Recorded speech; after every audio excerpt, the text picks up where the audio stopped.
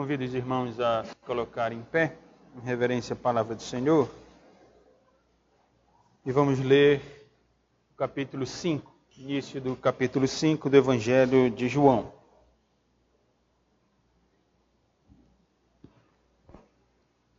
Eu vou ler os 18 primeiros versos. Evangelho de João, capítulo 5, do verso 1 até o versículo de número 18.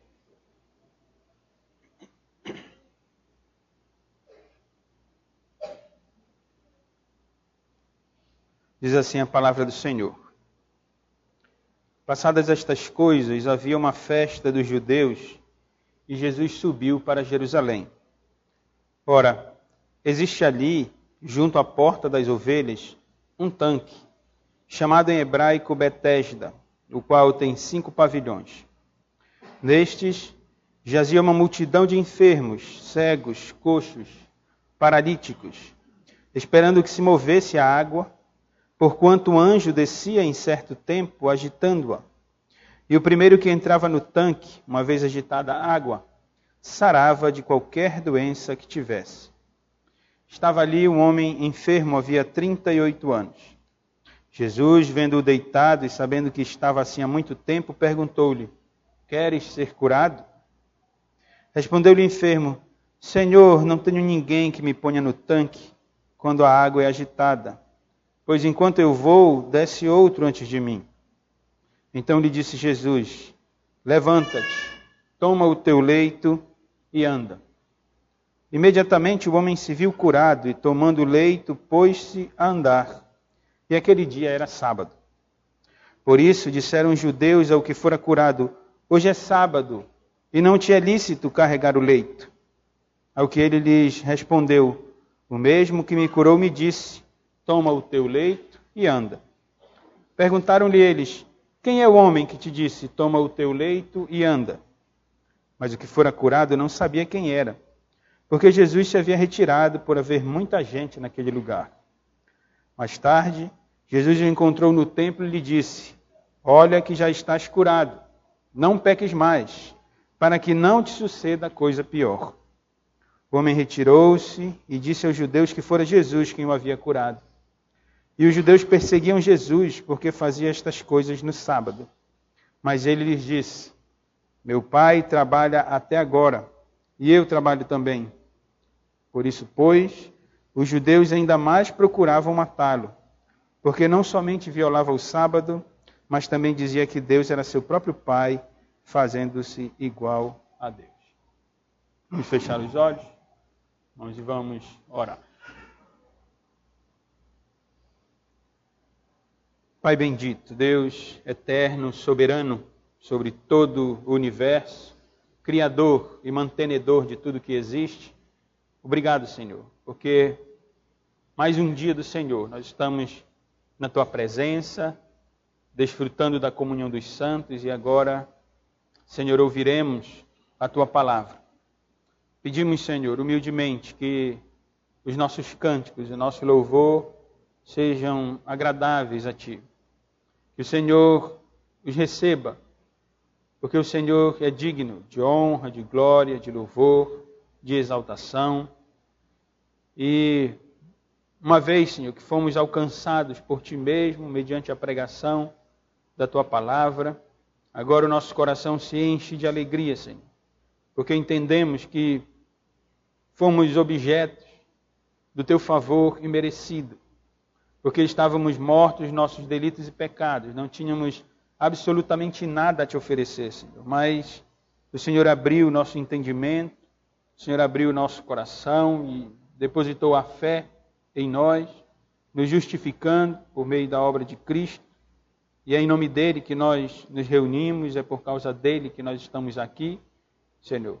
E nesse momento, Pai, uma vez tendo reconhecido a nossa pequenez, a nossa morte espiritual no passado, nós, Senhor, nesse momento, pedimos perdão pelos nossos pecados, Senhor, porque erramos, falhamos e necessitamos muito do Senhor, que nos alcançou e que tem nos dado a graça de abrirmos a Tua palavra inspirada pelo Teu Espírito, preservada por Ele, e dela tirar lições, Senhor, para a nossa vida.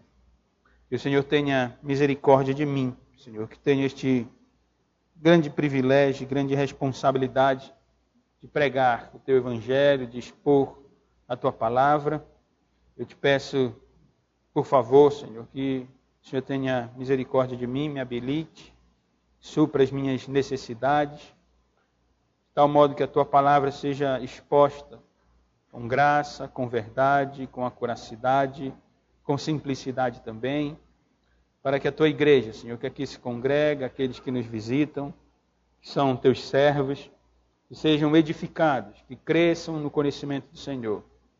E que o Senhor fale ao coração desses irmãos de acordo com as suas necessidades. Se há alguém no nosso meio que ainda não Te conhece, ó Senhor, tem misericórdia, salva, liberta, Senhor, do jugo do pecado, liberta, Senhor, das mãos do diabo, liberta, Senhor, das superstições, valores deste mundo caído, amaldiçoado, e que o Senhor traga a luz a estes corações que ainda se encontram em trevas.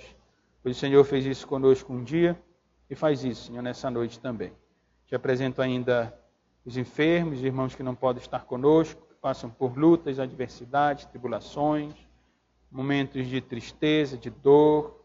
Ó Senhor, Tu és o nosso Consolador. Então esteja com eles, cuidando, suprindo as suas necessidades e curando-os, Senhor, de conformidade com a Tua vontade, que é boa, perfeita e é agradável. Seja conosco, Senhor, por favor. Nós te pedimos isso em nome de Jesus Cristo. Amém. Irmãos, podem sentar.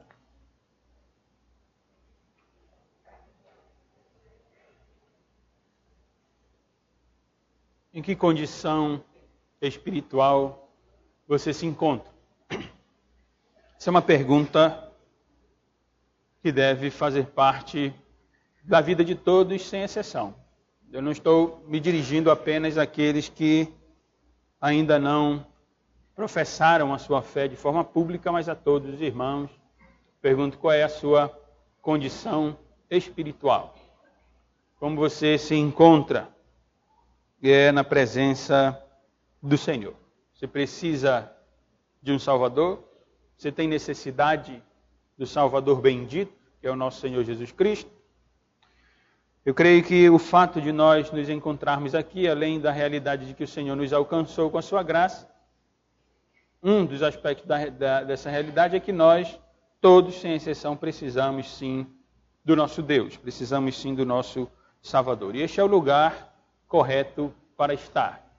Não há outro lugar melhor, né, onde nós pudéssemos nos encontrar no dia do Senhor, no domingo, fim do dia, senão numa igreja onde, pela graça de Deus, nós temos buscado, irmãos, pregar Jesus Cristo, o único Salvador, o único Salvador dos homens, o único mediador entre Deus e os homens, aquele que pode resgatar o mais vil pecador das mãos do diabo, do mundo, da carne, e trazer para si mesmo. Por isso nós estamos estudando o Evangelho de João. Para mim é graça da parte de Deus poder pregar o Evangelho, expor um dos 4 Evangelhos. E domingo passado nós concluímos a primeira sessão da carta do apóstolo João. Primeira sessão propriamente dita, porque nós estudamos o prólogo ou prefácio, a introdução do Evangelho, nos 18 primeiros versículos do primeiro capítulo, e a partir do verso 19 até o final do capítulo 4, os últimos versos lidos pelo presbítero Jones, nós consideramos a primeira porção do Evangelho.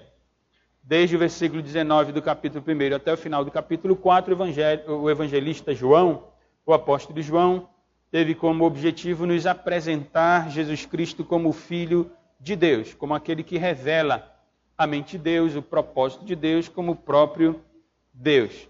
E hoje, irmãos, com a graça do Senhor, nós iniciaremos a segunda porção do Evangelho, que abrange os 6 próximos capítulos, capítulos 5, 6, 7, 8, 9 e 10. Aqui, nesses capítulos, irmãos vão perceber que o apóstolo João nos traz o Senhor Jesus Cristo desenvolvendo o seu ministério terreno, mas enfrentando ferrenhamente os judeus. Eu tenho dito aos irmãos que no Evangelho de João, salvo 2 ou 3 no máximo vezes em que aparece a palavra judeus, João se refere aos opositores do nosso Senhor e Salvador Jesus Cristo. O Evangelho de João, dentre outros aspectos, dentre outros objetivos, tem o propósito de apresentar o declínio ou a podridão da religião judaica.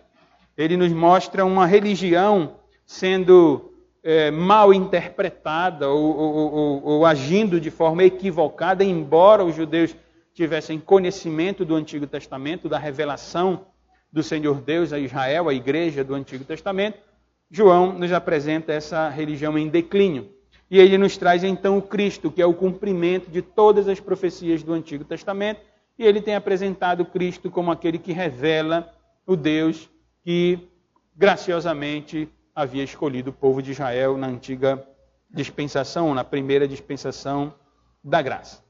Então nós vamos encontrar aqui nesses seguintes capítulos a oposição dos judeus. No capítulo 11 e no capítulo 12, os estudiosos consideram esses dois capítulos como um capítulo de transição, porque no meio do capítulo 12, Cristo vai a Jerusalém, ele entra em Jerusalém para cumprir o propósito para o qual ele veio a este mundo.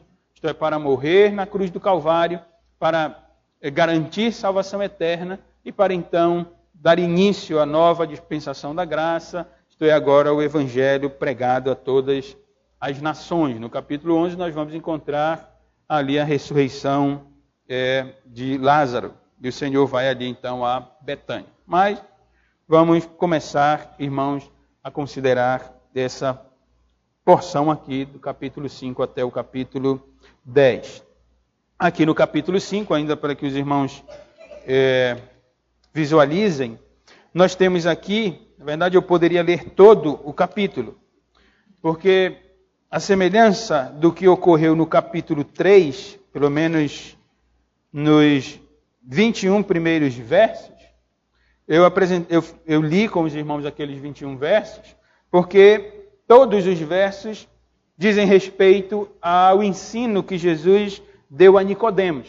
E então nós fomos dividindo aquela sessão. Aqui eu poderia ter lido todo o capítulo 5, porque aqui João, sob a inspiração do Espírito Santo, como testemunha ocular do ministério de Cristo, ele apresenta o terceiro milagre. Nós estudamos no domingo passado o segundo milagre de Cristo, quando curou o filho de oficial do rei, Herodes Antipas.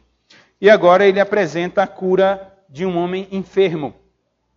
E depois de ele apresentar a cura, ou um diálogo breve que o Senhor Jesus trata, pelo menos trava com aquele homem enfermo, nos 18 primeiros versos que li, a partir do verso 19, Cristo prega aquele homem.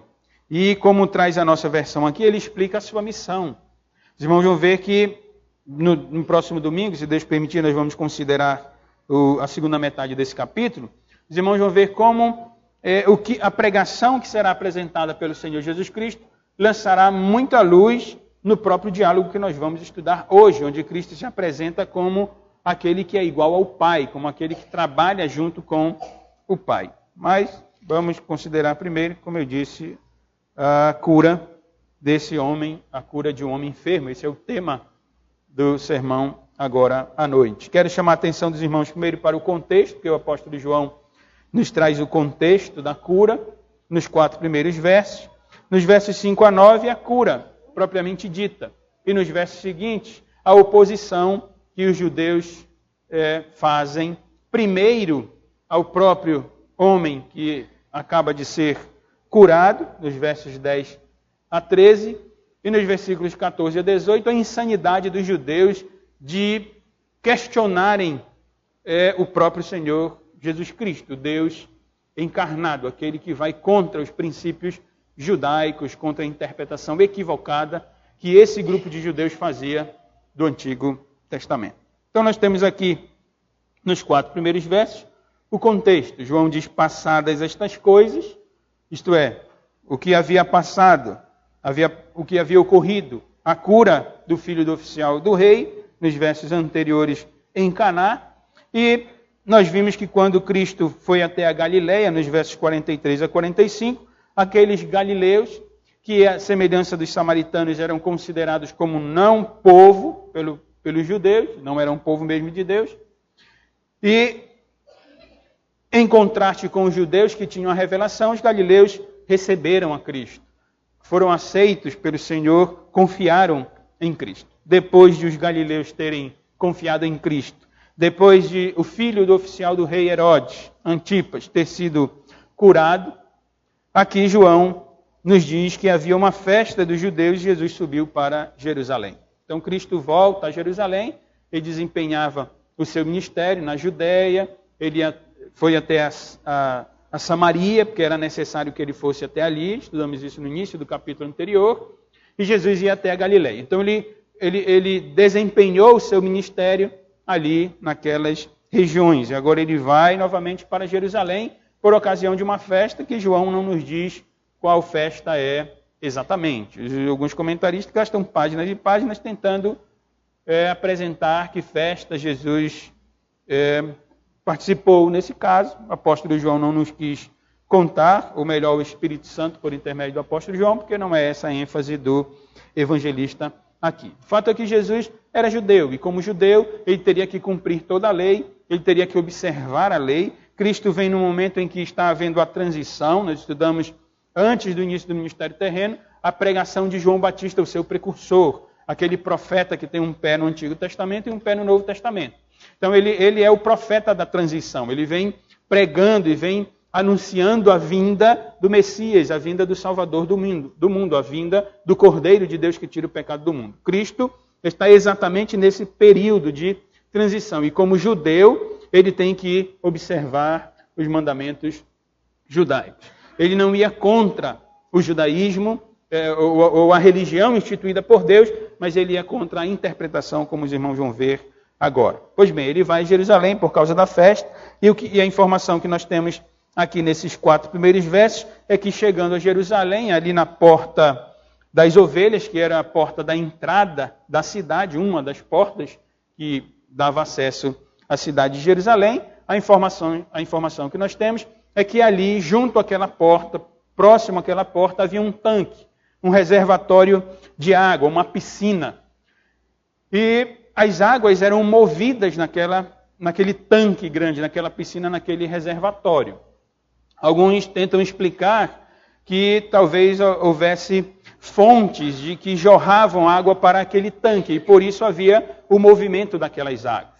De alguma forma, aquela água trazia um alívio para os enfermos, porque o texto nos diz também que havia ali paralíticos, havia ali coxos, havia ali enfermos que jaziam, que permaneciam junto àquele tanque com o propósito de buscar a cura. Isso não é incomum, não é? Quando nós encontramos alguns açudes, alguns locais onde a água, por alguma razão, é quente, é úmida, e os enfermos vão até ali para sentir melhor. O fato é que João nos traz essa informação, que os enfermos iam até ali. Quando nós olhamos para o verso 4, que aparece em colchetes, e ele aparece entre colchetes porque ele não está presente nos manuscritos mais antigos, gregos, e aqui também há uma discussão, porque alguns dizem que o apóstolo João apenas está, ou melhor, na verdade alguns dizem que por estar entre colchetes, e isso é provável, isso é possível, que não, por estar em colchetes, não fazia parte do texto original. Que talvez esse versículo 4 seja um acréscimo, porque ocorria quando o Novo Testamento, quando a Bíblia era copiada, não é, no original, havia copistas que faziam isso, e como nós às vezes anotamos aqui ao lado, né, da nossa Bíblia, ou embaixo alguma referência, alguma coisa, isso ocorria também dentre os copistas. E eles observavam algumas coisas e então anotavam ali. É possível, como dizem alguns, que esse versículo 4 seja então um adendo, um acréscimo feito por um copista que quis explicar a razão, não é, o porquê aqueles homens enfermos estavam diante daquele tanque. O que nós lemos aqui é que os enfermos, cegos, coxos e paralíticos, eles esperavam que a água se movesse. Porque, diz esse versículo aqui, que um anjo descia em um certo tempo e agitava a água. Alguns interpretam que isso era uma crença, era uma superstição da época. E esse copista, esse provável copista que anotou isso, então está apenas querendo elucidar essa questão. O verso nos diz que o primeiro que entrava no tanque, uma vez agitada a água, sarava de qualquer doença que tivesse. Bom, eu contei isso aos irmãos, eu me lembro de uma ocasião no seminário onde, numa discussão se a Bíblia era inspirada ou não, se foi escrita, se ela é totalmente revelada por Deus, um colega disse que acreditava tudo que estava escrito na Bíblia e até no que havia escrito com caneta aqui no início da Bíblia. Bom, irmãos, isso não significa que nós necessariamente devemos achar que tudo fazia parte do texto original, mas eu não vejo particularmente nenhum problema em crer que, de alguma forma, um anjo trabalhava para a cura dos enfermos, necessariamente, não é em si. Porque nós sabemos que os anjos, à luz das Escrituras, são ministradores de Deus. Eles são servos de Deus e eles são usados pelo próprio Deus para, muitas vezes, nos abençoar. Em um certo sentido, eles são mensageiros, no sentido real, eles são mensageiros da parte de Deus. Mas é verdade que parece mais coerente ver como uma superstição, porque o próprio apóstolo João, ele nos conduz para a cura do Senhor Jesus Cristo. Parece que ele quer contrastar uma crença, uma superstição, com a realidade do Cristo encarnado, com a realidade do Deus que cura. Afinal de contas, é só Ele que cura, é só Ele que tem o poder. Por isso ele passa logo, então, a nos informar, nos versos 5 a 9, ali, que havia um homem enfermo também dentre aquele povo, dentre aqueles enfermos que ficavam junto ao tanque. E havia um homem ali que tinha 38 anos que estava enfermo. Nós não sabemos se 38 anos, os 38 anos vividos por ele, se foram vividos ali, diante do tanque. É mais comum pensar que não, não é? Mas que ele era conduzido até ali. O fato é que ele estava enfermo há 38 anos. O verso não nos diz qual era a sua enfermidade, viu? A nossa versão diz a cura de um paralítico. E é comum que o pregador até fale do paralítico, mas o texto não diz que ele era paralítico, ele diz que ele era enfermo. A enfermidade aqui no verso 5, estava ali um homem enfermo, é literalmente um homem fraco. O que nos conduz à compreensão de que era um paralítico é que ele estava deitado e que ele não podia ir por si só, mas ele era conduzido. Cristo dirige a sua palavra a ele, faz a pergunta a ele no final do verso 6, queres ser curado? E no verso 7 ele responde, Senhor, eu não tenho ninguém que me ponha no tanque. Quer dizer, ele não podia ir sozinho, ele precisava de alguém. Isso nos leva à compreensão de que ele era paralítico, de não poderia ser um cego, porque se fosse cego, podia ir. É verdade que às vezes o cego precisa também ser conduzido, mas era mais fácil se fosse cego ir ali. Ou se fosse coxo, aleijado, com algum problema apenas físico, também era possível que chegasse por si só. Mas ele diz, Senhor, eu não tenho ninguém que me ponha no tanque quando a água é agitada, pois enquanto eu vou, desce outro antes de mim. Eu já adianto aos irmãos que a figura que nós temos aqui é uma figura que aponta para a realidade da humanidade, em um certo sentido. Veja que esse homem aqui, ele não pode fazer nada por si só. Ele se encontra numa condição, e isso vai ser elucidado mais adiante, no versículo em que Cristo conversa com ele no templo. A condição desse homem é de pecador, ele é um pecador miserável. E a sua enfermidade, como toda enfermidade, quando nós encontramos na Escritura Sagrada, ela aponta para a triste realidade do pecado. Ela aponta para a triste realidade na qual o homem se encontra, o ser humano se encontra. É um homem pecador, é um homem miserável que não pode fazer nada por si mesmo. Ele precisa de uma ação sobrenatural de Deus por meio de Cristo na sua vida, para que ele então seja transformado. No caso aqui, curado. Além dele, existem as outras pessoas que são extremamente egoístas. Ele diz que não há ninguém que o leve E se ele tentasse ir, se alguém tentasse levá-lo, outros passavam na sua frente. Isto é, eram egoístas e não estavam preocupados com a necessidade daquele homem que é carente. Ele é carente, irmãos. Mas será que ele é crente em Jesus? Porque quando nós estudamos sobre Nicodemos, nós vimos que Nicodemos tinha um conhecimento, né, da lei, como fariseu, como líder judaico. Ele tinha um conhecimento da lei, parece que ele cria em Cristo em algum sentido, mesmo uma mulher samaritana creu no Senhor Jesus. Quando nós vimos os versos anteriores no final do capítulo 4, os galileus creram em Jesus, e o oficial do rei também cria em Jesus, tanto que implorou ao Senhor que ele fosse até a sua casa, em Cafarnaum, e curasse o seu filho que estava com febre à beira da morte. Só que aqui, esse enfermo, ele não vai até Jesus. É Cristo quem toma a iniciativa, é Cristo quem conversa com ele. E parece no texto que ele nem crente é. Ele só disse, eu não tenho como ir, Senhor, no verso 7, mas Jesus diz, levanta-te, toma o teu leito e anda. Jesus dá a ordem e ele cura esse homem. E o verso 9 nos diz que imediatamente o homem se viu curado e tomando o leito pôs-se a andar. Ele pegou o leito, uma vez sido curado. Vejam que a ação de Deus, prestem atenção no que eu vou dizer, a ação de Deus, em relação ao homem, ao benefício do ser humano, ela independe da fé do ser humano.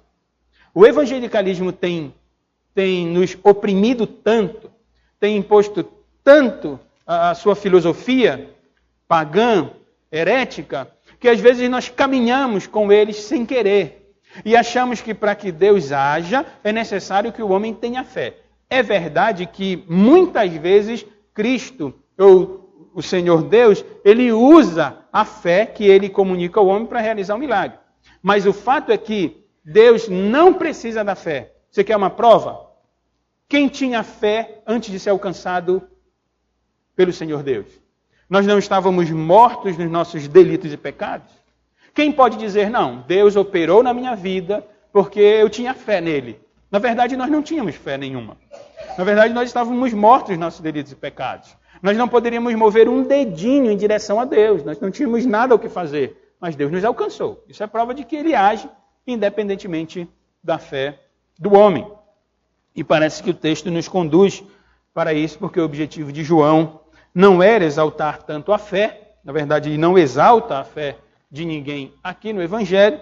Mas ele, como nós conhecemos o final do Evangelho, no capítulo 20, a informação que nós temos ali é que os milagres, ou os sinais, os prodígios, as maravilhas apresentadas no Evangelho de João, têm como propósito levar os homens a crerem em Cristo Jesus e receberem dele, em Cristo Jesus como Filho de Deus, e receberem dele a vida eterna. Esse é o objetivo do Evangelho de João.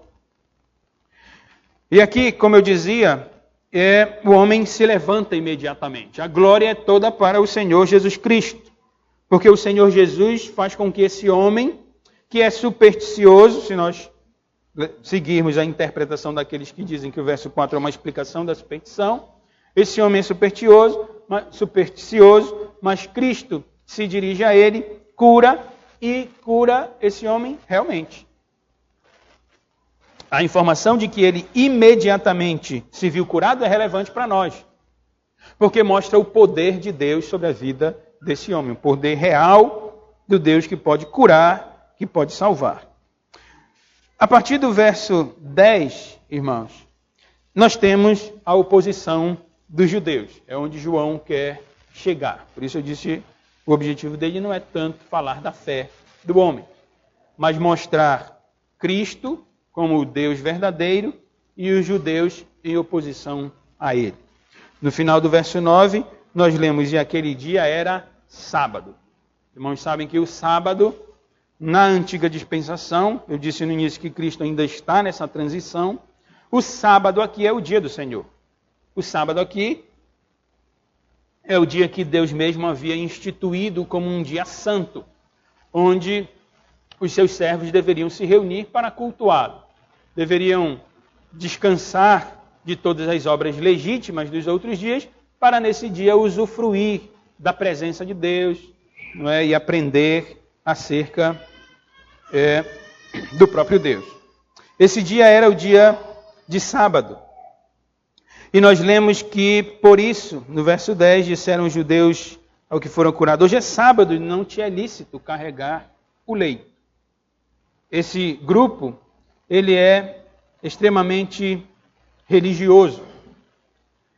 Os judeus, aqui, esse grupo que se opõe a Cristo, eram homens que sempre se preocuparam em ser reconhecidos por causa da observância de ritos externos. Eles estão extremamente preocupados com uma aparência religiosa. E dizem os estudiosos, os irmãos podem encontrar isso, se forem estudar acerca do tema, que nessa ocasião o judaísmo havia sido desenvolvido por algumas linhas de interpretação da lei. E há aqui algumas escolas de interpretação. E esse grupo, preocupado com o externo, eles contestam o homem que havia sido curado, com o objetivo de chegar àquele que o curou. Quando eles falam que não é lícito carregar o leito, é porque, na interpretação judaica, o leito poderia ser carregado se tivesse um enfermo em cima. O leito aqui pode ser uma cama, pode ser um colchão, né? Pode ser alguma superfície onde o enfermo era colocado. Na interpretação das linhas judaicas, das escolas rabínicas, quando olhavam para o Antigo Testamento, um leito poderia ser carregado com o enfermo em cima. Mas se o enfermo não estivesse em cima, então o leito não poderia ser carregado. Era um pecado contra o mandamento do Senhor da guarda do dia do sábado, da guarda do dia do Senhor.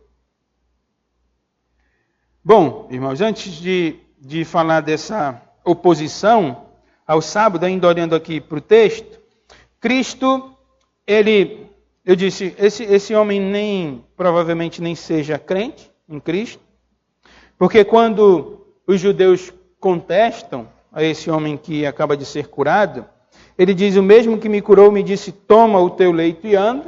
Está apenas dizendo, olha, eu sei que no sábado não pode ser feito isso, mas o fato é que houve alguém que me mandou carregar. E perguntaram, quem é o homem que disse, toma o teu leito e anda? Quem foi o homem que quebrou o mandamento e que quebrou o mandamento do dia do Senhor? No verso 13, nós lemos que o que fora curado não sabia quem era, ele nem sabia quem era Jesus. Diferente do oficial do rei, não é? Que ele ouviu dizer que Jesus viera da Judéia para a Galiléia. Ele tinha ouvido falar de Jesus e saiu de Cafarnaum, mais de 30 quilômetros, foi até Galiléia para pedir que o seu filho fosse curado. Pois esse homem aqui nem sabe quem Jesus é.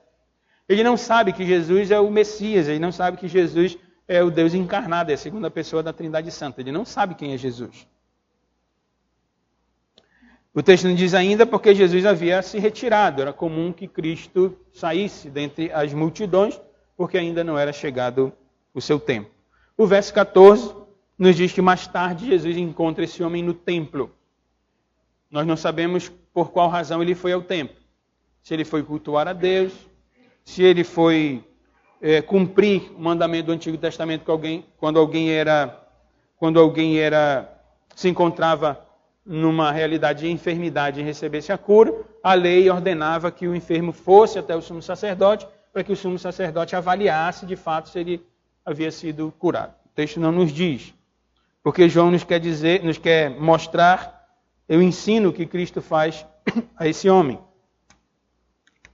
Verso 14, mais tarde Jesus o encontrou no templo e disse, olha, que já estás curado, não peques mais, para que não te suceda coisa pior. Aqui é necessária uma explicação, obviamente.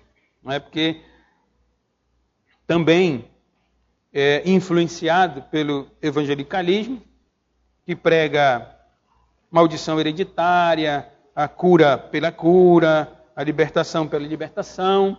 Às vezes nós tendemos a achar que Cristo está dizendo que a enfermidade desse homem era por causa de algum pecado.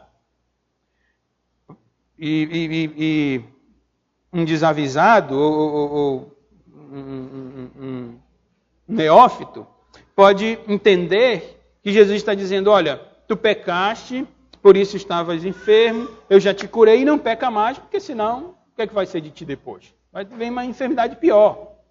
Mas não é isso que Cristo está falando aqui.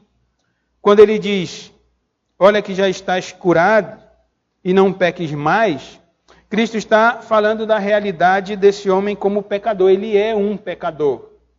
A ideia de não peques mais é a ideia de busque a graça de Deus para sair da realidade do pecado. Ou seja, você é um pecador. Agora, busque a graça de Deus para que não te suceda coisa pior. O que seria uma coisa pior do que estar enfermo? Uma coisa pior do que estar enfermo é ser lançado no inferno. No verso 29, a partir do verso 19, Cristo prega, e ele vai falar de vários aspectos da sua missão. No verso 28 ele diz, não vos maravilheis disto, porque vem a hora em que todos os que se acham nos túmulos ouvirão a sua voz e sairão. Verso 29. Os que tiverem feito o bem para a ressurreição da vida, e os que tiverem praticado o mal para a ressurreição do juízo, isto é, para a condenação eterna. Uma vez que este homem é pecador, uma vez que este homem precisa da graça de Deus, como eu disse no início, ele mostra a realidade de toda a humanidade, de todos os homens. Uma vez que ele recebe a graça de Deus, é curado pelo próprio Deus, a segunda pessoa da Trindade Santa, o nosso Senhor e Salvador Jesus Cristo. O Senhor ensina para ele e diz, olhe, não peques mais, se converta, busque a Deus, a graça de Deus, para que você não vá ao inferno. Porque a enfermidade não é nada comparado ao inferno. Parece que a coisa pior aqui é o inferno, é a condenação da alma. Porque a enfermidade aponta, eu disse e repito, para a triste realidade do pecado. Se você foi acometido, é acometido, enfim, de enfermidade, todos nós somos, em um grau maior ou menor, é por consequência do pecado dos nossos primeiros pais. Essa é a realidade da enfermidade. O que é pior do que isso? Ninguém está isento. Nem o crente mais piedoso do mundo está isento de ser acometido de enfermidade grave. Mas aqueles que confiam em Cristo, ainda que sejam acometidos de enfermidades, esses estão livres do inferno, da condenação, do fogo eterno, porque confiam em Cristo e creem em Cristo e têm Cristo como seu Salvador. Parece que esse homem não entende nada, porque no verso 15 ele se retira e ele vai até os judeus e conta que foi Jesus quem o havia curado. E nós temos então no verso 16 a informação de que os judeus perseguiam Jesus porque fazia estas coisas no sábado. Eu tinha dito aqui no finalzinho do verso 9, e aquele dia era sábado. E eles perseguiam ao Senhor Jesus por causa da sua religiosidade. Talvez, esses judeus tivessem em mente textos como o de Êxodo, capítulo 31, versos 12 a 17. Ali nós lemos a lei acerca do sábado. Disse mais o Senhor a Moisés, tu, pois, falarás aos filhos de Israel e lhes dirás. Eu vou ler esses versos para que os irmãos compreendam o que eu vou dizer depois. Certamente guardareis os meus sábados, pois é sinal entre mim e vós nas vossas gerações, para que saibais que eu sou o Senhor que vos santifica. Eu estou lendo Êxodo capítulo 31, agora o verso 14. Portanto, diz o Senhor, guardareis o sábado, porque é santo para vós outros. Aquele que o profanar morrerá, pois qualquer que nele fizer alguma obra será eliminado do meio do seu povo. 6 dias se trabalhará, porém o 7º dia é o sábado do repouso solene e santo ao Senhor. Qualquer que no dia do sábado fizer alguma obra, morrerá. Pelo que os filhos de Israel guardarão o sábado. celebrando por aliança perpétua nas suas gerações. Entre mim e os filhos de Israel é sinal para sempre, porque em 6 dias fez o Senhor os céus e a terra, e ao 7º dia descansou e tomou além. Talvez os judeus tenham esse texto. Ou talvez eles tenham o texto de Neemias, capítulo 13. No verso 15 nós lemos: naqueles dias vi em Judá os que pisavam lagares ao sábado e traziam trigo que carregavam sobre jumentos, como também vinho, uvas e figos e toda sorte de cargas, que traziam a Jerusalém no dia de sábado, e protestei contra eles por venderem mantimentos neste dia. Também habitavam em Jerusalém tírios, cidadãos da região de Tiro, que traziam peixes e toda sorte de mercadorias que no sábado vendiam aos filhos de Judá em Jerusalém. Contendi com os nobres de Judá e lhes disse: que mal é este que fazeis profanando o dia de sábado? Acaso não fizeram vossos pais assim? Não trouxe o nosso Deus todo este mal sobre nós e sobre esta cidade? E vós ainda trazeis ira maior sobre Israel, profanando o sábado. Talvez eles tenham em mente ainda o texto de Jeremias, capítulo 17, sobre a santificação do sábado, verso 21. Assim diz o Senhor: guardai-vos por amor da vossa alma, não carregueis cargas no dia de sábado, nem as introduzais pelas portas de Jerusalém. Não tireis cargas de vossa casa no dia de sábado, nem façais obra alguma. Antes santificai o dia de sábado, como ordenei a vossos pais. Talvez esses homens aqui insanos que estão contestando o próprio Deus, o Senhor que instituiu a lei para Israel e que está se revelando agora de forma plena em Cristo, para esses homens, é possível que esses homens tenham esses textos. Mas observem, irmãos, que quando nós lemos aqui Jesus dizendo, no verso 17, meu pai trabalha até agora, eu trabalho também. Quando ele contra-argumenta com os judeus, Cristo está claramente indo contra a interpretação dos judeus. Eu disse, Cristo é judeu. Cristo vem para cumprir toda a lei. Ele não profana o sábado. Ele não quebra nenhum mandamento estipulado por Deus, dado por Deus a Israel. Ele é o próprio Deus que deu a lei. O grande mistério da Trindade Santa. Cristo foi quem deu a lei. O Pai, o Filho e o Espírito Santo. O Senhor e Yahvé. Deus transcendente. Deus que transcende tudo e todos. Esse Cristo estava lá no Antigo Testamento. João começou o seu evangelho dizendo que no princípio era o Verbo estava com Deus e era Deus. Tudo o que existe foi feito por intermédio dele.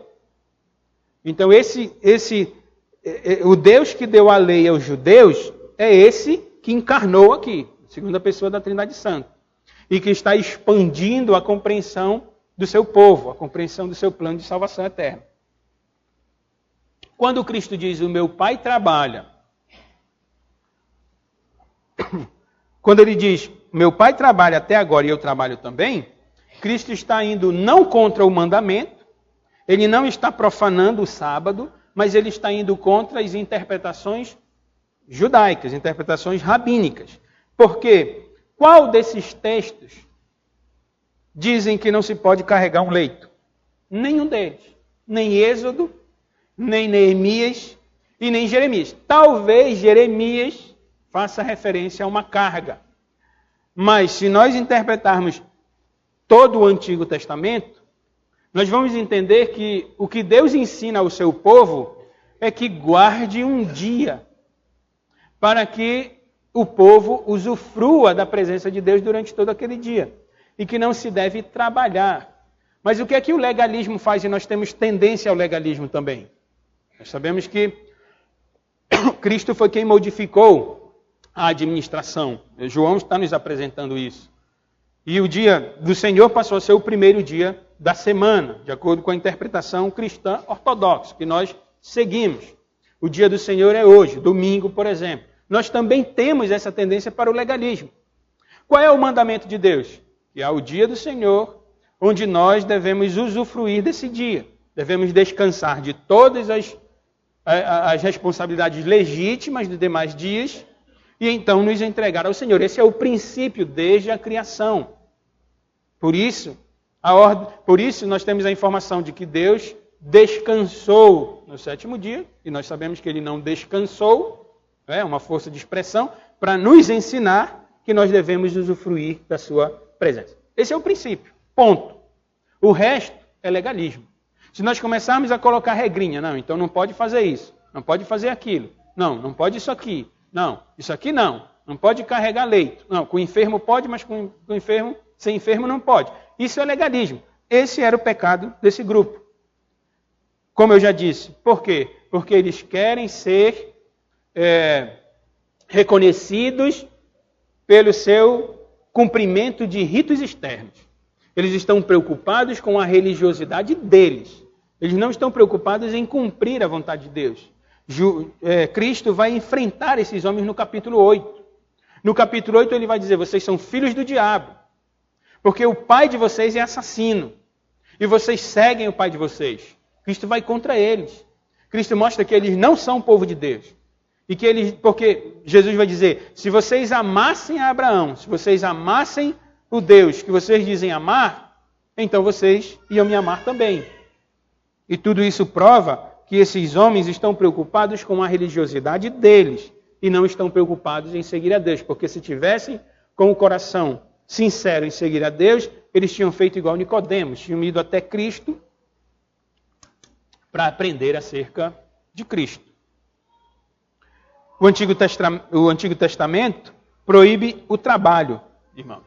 Mas ele não proíbe não proibia carregar nenhum elemento. Os textos que nós lemos de Neemias e de Jeremias, o contexto mostra isso, desses livros, o que Deus está proibindo é a profanação do dia do Senhor.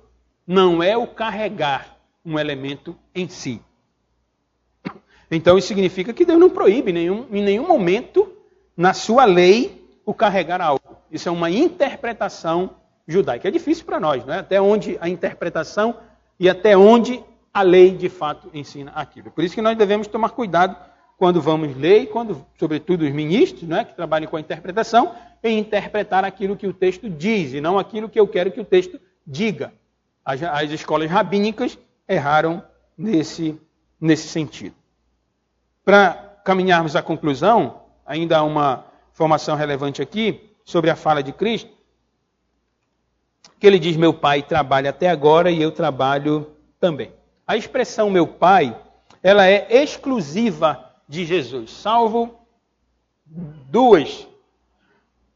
três passagens, na verdade, 3 versículos, 2 se encontram em Jeremias, no capítulo 3, e a outra no Salmo, capítulo 89. Salvo essas 2 referências, a expressão meu pai em toda a Escritura é exclusividade de Cristo. É só ele que diz meu pai, porque ele quer mostrar exatamente essa aproximação que ele tem com o Senhor Deus. E é ele, por ser filho de Deus, apresentado na primeira porção do Evangelho, por ser filho de Deus, ele está próximo de Deus, ele conhece a mente de Deus, é uma expressão obviamente humana, não há como mensurar isso, mas é nesse aspecto que nós devemos entender a expressão filho de Deus. Ele é aquele que conhece o seu pai, que está com seu pai desde a eternidade, como ele vem revelando aqui, o apóstolo João. E aí o Senhor Jesus então usa de forma exclusiva para ele. E ele diz, meu pai trabalha até agora. E ele diz ainda, e eu trabalho também. O que Cristo quer dizer com isso, irmãos? Ele aqui se põe em pé de igualdade ao próprio Deus. Os judeus entendem isso. No verso 18 nós lemos, por isso, pois, os judeus ainda mais procuravam matá-lo, porque não somente violava o sábado, na compreensão deles, mas também dizia que Deus era seu próprio Pai, fazendo-se igual a Deus. Quando ele diz, meu pai trabalha até agora, ele está dizendo, olha, ele santificou um dia, mas ele não deixou de trabalhar. Ele continua trabalhando até agora. E não só isso. Jesus está dizendo uma coisa mais profunda ainda. Ele está dizendo, o Deus que criou todas as coisas, não é, que santificou um dia, Ele não parou de trabalhar, ele não parou a sua obra, ele está continuando a sua obra e eu estou com ele dando continuidade na sua obra. Não é isso que a Bíblia toda nos ensina? Não é essa a interpretação correta, teologicamente falando, de que Cristo veio cumprir todo o propósito de Deus, ele veio findar todo o propósito de Deus? Então ele está dizendo, o meu Pai trabalha, ele criou todas as coisas, ele, desde o início ele está trabalhando, ele trabalha até hoje, ele está trabalhando hoje, que é sábado, porque ele é o Senhor do sábado, e eu estou trabalhando com ele, eu estou dando continuidade à sua obra, e faço isso também. Então Deus trabalha desde a eternidade, irmãos, na criação, na providência, trabalhará no futuro, e eu estou com ele. Eu também faço isso. Isso nos leva à primeira lição do nosso texto. Óbvia, a lição mais importante do texto. Jesus é Deus. Esse é o propósito do Evangelho de João. Esse é o propósito dos Evangelhos. Mostrar que nosso Senhor Jesus Cristo é Deus. Quando nós dizemos, ou quando a Bíblia apresenta Cristo como o próprio Deus, isso significa que ele age como ele quer. Diferente dos judeus, que interpretam a Escritura de forma equivocada, o Senhor Jesus Cristo é o próprio Deus. É o Deus que inspirou as Escrituras. É o Deus que entregou as Escrituras e é o Deus que continua dando a sua revelação ao seu povo. Ele age como ele quer, ele age em quem ele quer, não é? Porque ele está curando aqui esse homem que foi discriminado pelos judeus, porque na interpretação dele estava quebrando o mandamento, estava violando o sábado, mas o Senhor Jesus Cristo é Deus. E isso significa que ele está acima do sábado, ele está acima de toda a sua criação. Ele, o Senhor Jesus Cristo, como Deus, ele tem o poder, ele tem a autoridade para administrar o plano de salvação. Até aqui, no judaísmo, uma administração, uma forma de administrar. Agora é outra que Cristo está iniciando, a nova dispensação da graça, a nova economia, a nova administração do plano de salvação. Ele está acima do sábado, ele está acima do sábado das escolas rabínicas, não é? Embora ele esteja acima de todas as coisas, do próprio sábado que ele instituiu. Mas aqui especificamente ele está mostrando que ele é superior às escolas rabínicas, ele é superior àquela interpretação mal feita da guarda do dia do Senhor. Jesus é Deus, essa é a lição mais importante.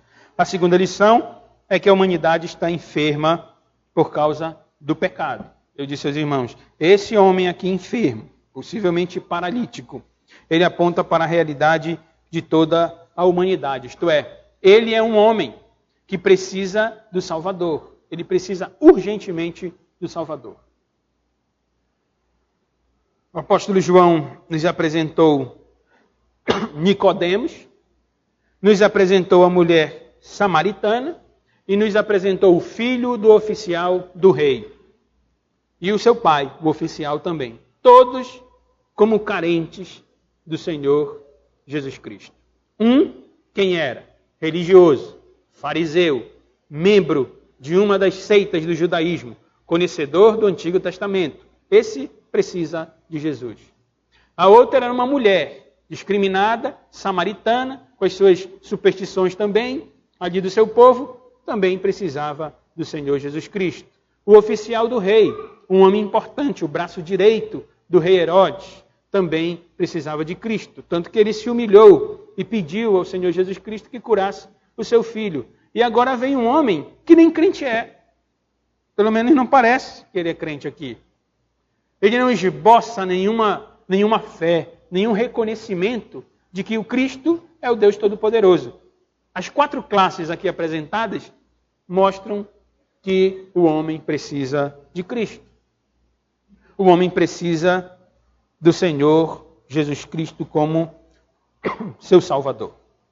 Por isso nós,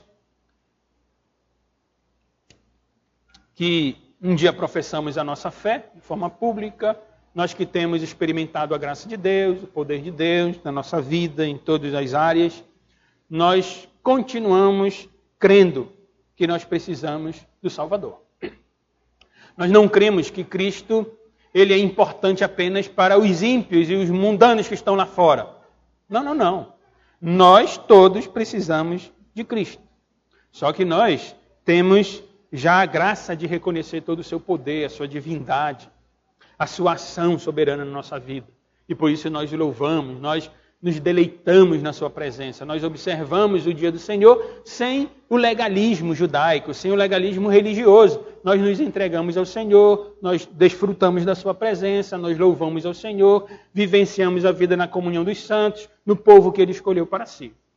Agora, se você ainda não se confiou a Cristo, se ainda não faz parte desse povo, você precisa urgentemente de um Salvador, ou do Salvador, que é o nosso Senhor Jesus Cristo. Aquele que age, aquele que opera, aquele que cura. O mais importante aqui não é a cura física desse homem. Mas o mais importante aqui foi o que Jesus disse a ele.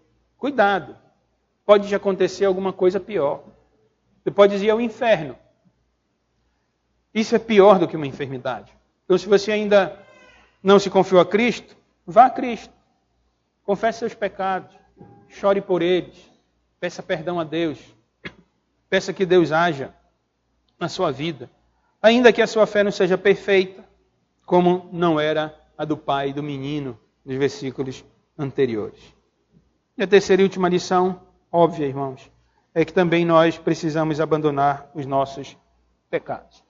Eu já disse, só para enfatizar, o pecado leva o homem à condenação eterna. Então todos nós, sem exceção, nós temos de abandonar os nossos pecados.